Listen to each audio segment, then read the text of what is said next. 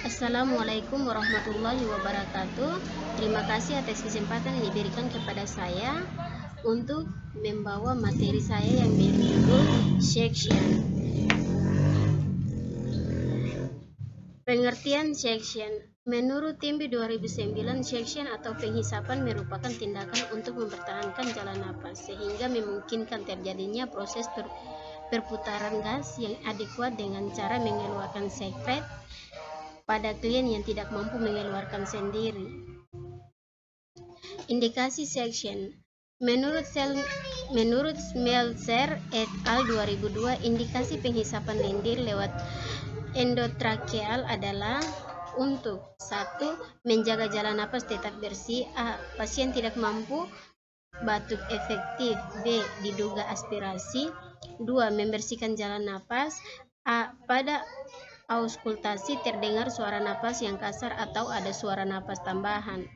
B. Diduga ada sekresi mucus pada saluran pernapasan. C. Apabila klinis memperlihatkan adanya peningkatan beban kerja sistem pernapasan. 3. Pengambilan spesimen untuk pemeriksaan laboratorium. 4. Sebelum dilakukan radiologis ulang ke evaluasi. 5. Untuk mengetahui kapatenan dari pipa endotrasea. Kriteria section. A. Kelengkapan alat penghisap lendir dengan ukuran selang yang tepat. B. Menggunakan satu selang penghisap lendir steril untuk satu klien. C. Menggunakan selang penghisap lendir yang lembut. D. Penghisap dilakukan dengan gerakan memutar dan intermiten. E. Observasi tanda-tanda vital.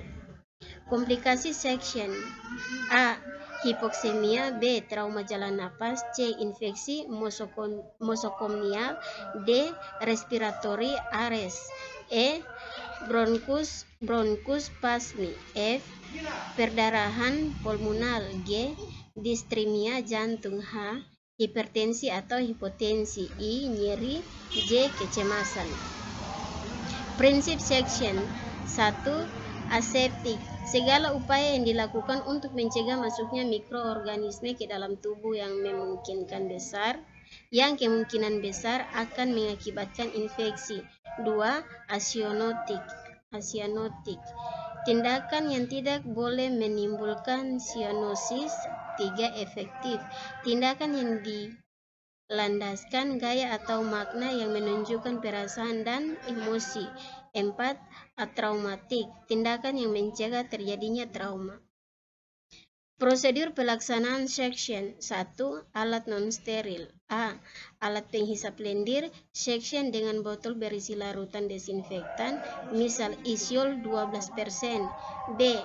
2 kom kecil tertutup, 1 kom kecil tertutup berisi Aquades atau NaCl 0,9% dan 1 kom kecil tertutup berisi larutan desinfektan Savlon.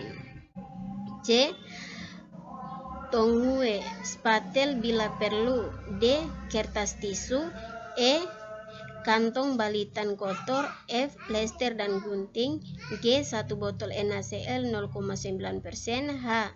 Nierbeking atau beko. I. Oksigen. G. Stetoskop. K. Jeli. 2. Alat steril. A. Kateter penghisap section steril. B. Pinset steril. C. Kasa steril. D. Sarung tangan atau handscon steril. Persiapan pasien dan lingkungan. 1. Menjelaskan kepada pasien tentang tindakan yang akan dilakukan. 2. Menjaga privasi pasien. Pelaksanaan. 1. Jelaskan prosedur yang akan dilaksanakan. 2. Cuci tangan. 3. Atur posisi klien. 4. Meletakkan nierbeking di dekat pasien. 5. Gunakan sarung tangan. 6. Hubungkan kateter penghisap dengan selang alat penghisap. 7. Mesin menghisap dihidupkan. Atur daya hisap sesuai kebutuhan pasien, yaitu 110 sampai 150 mmHg. Untuk orang dewasa 95 sampai 110 mmHg. Untuk anak-anak 50 sampai 85 mmHg. Untuk bayi 8. Lakukan penghisapan lendir dengan memasukkan kateter baru, kemudian kekom berisi Aquades atau NaCl 0,9% untuk mempertahankan kesterilan penghisap ke dalam kom berisi sabun. Baru kemudian kekom berisi Aquades atau NaCl 0,9% untuk mempertahankan kesterilan. 9. Lakukan hiperoksigensi 100% dengan resuscitator bak jika ETT. 10. Masukkan kateter penghisap dalam keadaan tidak menghisap. 11. Tarik dengan memutar kateter menghisap 10-15 detik. 12. Bilas kateter dengan sablon, setelah itu bilas dengan Aquades atau NaCl 0,9%. 13. Lakukan penghisapan antara penghisapan pertama dengan berikutnya. Minta pasien untuk bernapas dalam dan batuk. Apabila pasien mengalami distres pernapasan, biarkan istirahat 20-30 detik belum melakukan penghisapan berikutnya. 14. Setelah selesai dokumentasikan kegiatan, catat sputum, banyaknya kekentalan warna, hasil dari auskultasi, dan respon pasien terhadap prosedur yang dilakukan. 15. Cuci tangan setelah prosedur dilakukan. Evaluasi hasil yang didapat. Evaluasi hasil yang didapat. 1. Klien yang mempertahankan frekuensi pernapasan normal.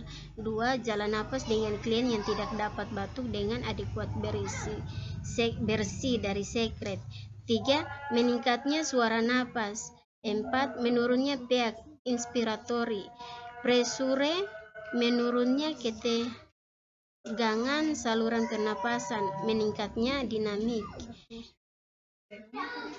Kampianse paru, meningkatnya tidak volume.